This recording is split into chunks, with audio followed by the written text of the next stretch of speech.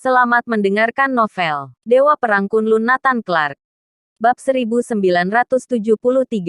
Mereka ada di atmosfer. Namun, Judas Franco dan kekuatan di belakang mereka mengira dewa pembunuh sederhana berada di lantai pertama dan mereka berada di lantai 2. Alhasil, Nathan Clark dan dewa pembunuh sederhana mengawasi mereka dari lantai 5. Tidak, seharusnya dari atmosfer. Mereka tidak menyangka bahwa Nathan Clark masih hidup.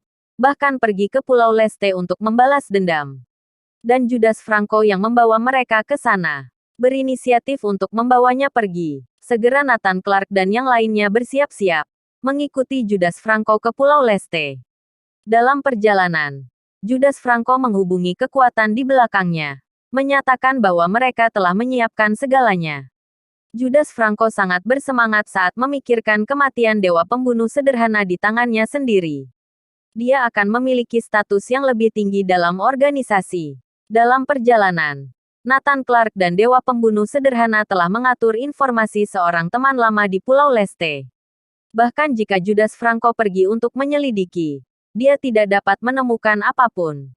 Yang tidak mereka ketahui adalah berita bahwa dewa pembunuh sederhana datang ke Pulau Leste telah menyebar ke seluruh Pulau Leste.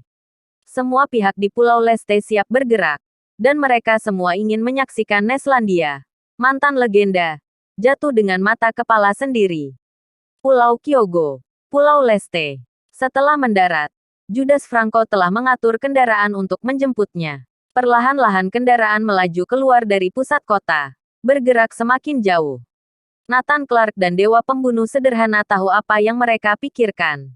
Apa ini tidak salah? Jalan ini tidak benar. Nathan Clark sengaja bertanya. Judas Franco tersenyum. Aku mempunyai hadiah yang ingin aku berikan kepada guru. Oke.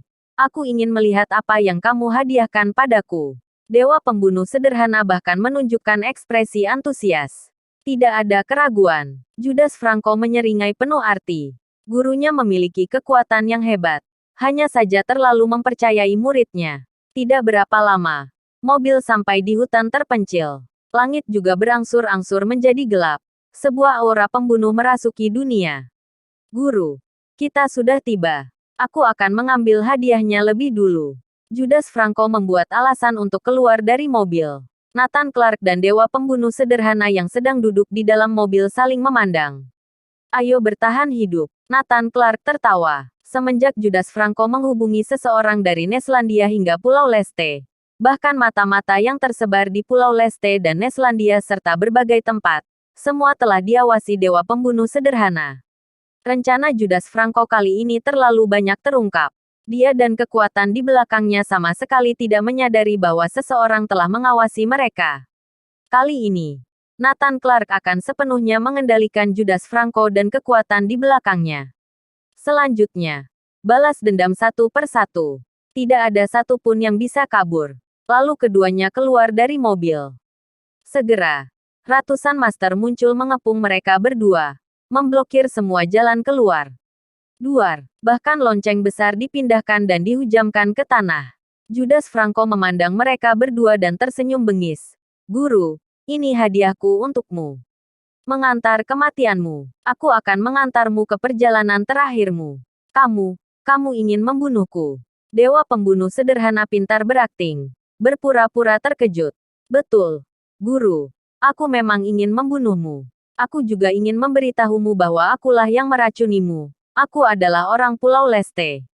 Judas Franco mengungkapkan semua rahasianya. Lagi pula, menurutnya, apapun yang terjadi dewa pembunuh sederhana dan Nathan Clark tidak mungkin dapat bertahan hidup hari ini.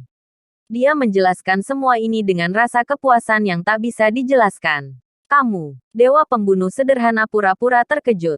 Semua kekuatan Pulau Leste, terutama dunia seni bela diri menaruh perhatian. Judas Franco merasa bahwa setelah membunuh dewa pembunuh sederhana kali ini, statusnya akan meningkat pesat. Guru, maafkan aku. Hahaha. Wajah Judas Franco tiba-tiba menjadi bengis. Maju, bunuh mereka. Master yang dikirim oleh pasukan Pulau Leste kali ini secara khusus ditujukan untuk membunuh dewa pembunuh sederhana yang sudah terluka. Bagaimanapun, dia tidak bisa lepas dari kematian. Hanya saja setelah Nathan Clark dan Dewa Pembunuh Sederhana saling memandang, mereka semua menunjukkan senyuman yang menarik. Bunuh. Ratusan master semua bergegas menuju Nathan Clark dan Dewa Pembunuh Sederhana. Bab 1974. Apa kalian siap untuk mati? Judas Franco berbalik dengan tidak peduli. Dia bahkan tidak perlu melihat. Ini pasti akan menjadi sebuah pembantaian sepihak. Ratusan master semua menyerang ke depan. Nathan Clark masih berdiri di tempatnya, dengan tangan di belakang. Dewa Pembunuh Sederhana bergerak. Duar. Begitu bergerak petir menggelegar. Dia akan mempraktikkan semua yang dia pahami tadi malam. VTTT. Dia langsung memukul setiap orang dengan satu pukulan. Serpihan darah meletus. Duar. Satu pukulan demi satu pukulan. Jeritan seperti menyembelih babi terdengar. Darah bercipratan.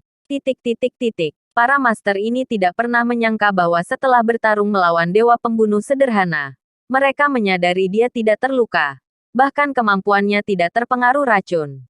Betul, seperti yang diduga oleh Judas Franco. Ini adalah pembantaian sepihak. Tapi Dewa Pembunuh Sederhana yang membantai orang-orang yang dia kirim.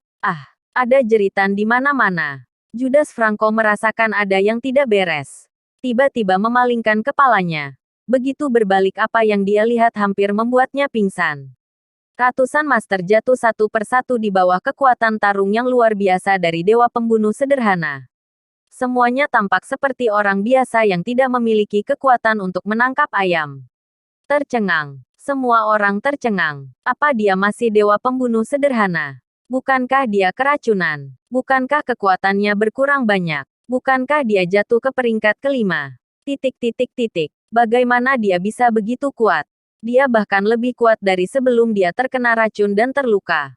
Judas Franco akhirnya menyadari bahwa dia telah menendang pelat besi. Semakin Dewa Pembunuh Sederhana bertarung dia semakin kuat. Duar. Dia menghantamkan kakinya pada jam besi besar. Jam besi besar itu tiba-tiba hancur berantakan. Set. Pecahan-pecahan itu menyebar ke segala arah. VTTT. Satu demi satu master tertusuk. Dalam sekejap mata, hanya sedikit dari ratusan master yang tersisa. Pada saat ini, Judas Franco akhirnya tersadar. Dia segera mengambil jurus kaki seribu.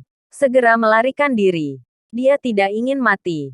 Nathan Clark hanya tertawa saat melihatnya melarikan diri. Tidak mengejarnya. Ini akan lebih bagus. Mereka tidak perlu mencarinya lagi. Judas Franco sendiri yang akan membawa mereka ke sana. Ternyata Nathan Clark sudah meninggalkan tanda pada Judas Franco. Kemanapun dia pergi, dia dapat menemukannya. Sesuai dugaan. Setelah Judas Franco melarikan diri, dia pasti pergi ke markas. Setelah Judas Franco pergi, Dewa Pembunuh Sederhana dengan cepat menangani master yang tersisa. Mungkin perlu lebih banyak waktu bagi Dewa Pembunuh Sederhana untuk berurusan dengan para master ini sewaktu di masa jayanya. Tapi sekarang beberapa menit sudah cukup. Kemajuan yang terlihat jelas. Pertempuran skala kecil Dewa Pembunuh Sederhana di Pulau Kyogo mengejutkan semua pasukan Pulau Leste. Apa? Dewa Pembunuh Sederhana tidak terpengaruh oleh racun. Dia menjadi lebih kuat. Dewa Pembunuh Sederhana ternyata begitu kuat. Aku merasa dia seharusnya berada di peringkat 3 teratas dalam peringkat langit Neslandia. Terutama pasukan Pulau Leste yang mengincar Nathan Clark dan Neslandia. Mereka adalah organisasi yang kuat. Mereka disebut Mentari Hitam. Mereka dibentuk dari tokoh-tokoh besar kuno dari semua lapisan masyarakat di Pulau Leste. Untuk membuat dunia seni bela diri Pulau Leste dan kalangan lain menjadi makmur, tokoh-tokoh besar ini secara khusus membentuk Mentari Hitam. Tidak lama setelah pembentukan Mentari Hitam, mereka telah membuat beberapa rencana untuk dunia seni bela diri Neslandia. Hasilnya semua dihancurkan oleh Nathan Clark. Belakangan, setelah bekerja sama dengan Richard, membunuh Nathan Clark adalah hal terbesar yang dilakukan Mentari Hitam. Sekarang membunuh Dewa Pembunuh Sederhana adalah hal utama kedua yang ingin mereka lakukan. Tapi yang tidak mereka duga adalah Dewa Pembunuh Sederhana begitu menakutkan. Kekuatannya jauh melebihi dugaan semua orang. Judas Franco berlari jauh ke belakang. Takut ada yang akan mengejarnya. Namun, dia benar-benar mengungkap beberapa titik gelap penting. Saat ini, Nathan Clark dan Dewa Pembunuh Sederhana sudah memiliki daftar nama tambahan di tangan mereka. Daftar pemimpin organisasi Mentari Hitam. Total ada 10 orang, melibatkan semua lapisan masyarakat. Semuanya adalah bos papan atas. Apa kalian siap untuk mati? Bersambung.